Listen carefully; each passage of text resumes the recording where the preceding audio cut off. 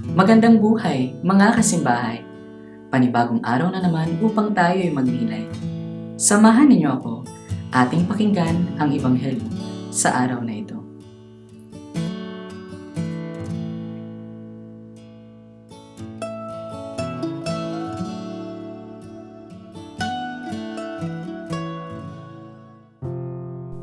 Ang mabuting balita ng Panginoon ayon kay San Lucas.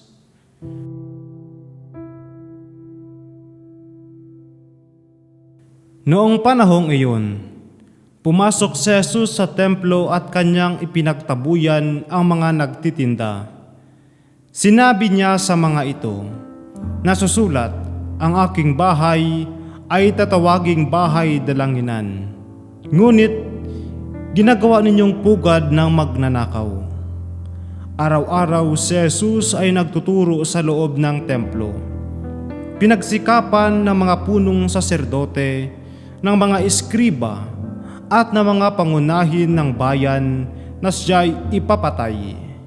Subalit, wala silang makitang paraan upang maisagawa ito, sapagkat taimtim na nakikinig sa kanya ang buong bayan.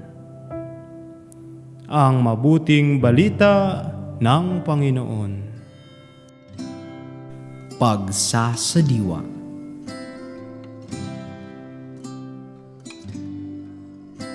Pumasok si Jesus sa templo at kanyang ipinagtabuyan ang mga nagtitinda.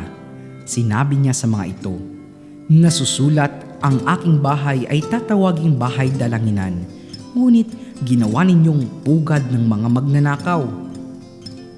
Kapag nagpupunta tayo sa silid-aklatan, nananahimik tayo dahil alam natin na ang lugar na iyon ay nakalaan sa pagbabasa at pag-aaral. Nananahimik tayo bilang pagbibigay galang sa ibang tao na naroroon upang mag-aral. Hindi ba kapag naiintindihan natin ang mabuti kung para saan ang isang lugar ay igagalang natin ito? Susundin ang mga alituntunin at hindi manggugulo ng ibang tao. Sa pamamagitan ng Ebanghelyo, inaaanyayahan tayo ni Jesus na maalala kung para saan ang templo. Unang-una, ang templo ay bahay dalanginan. Lugar ito kung saan ang ating mahal na Diyos ay nakikitagpo sa atin. Isa ito sa mga lugar upang mapalalim natin ang ating ugnayan sa Panginoon sa pamamagitan ng panalangin.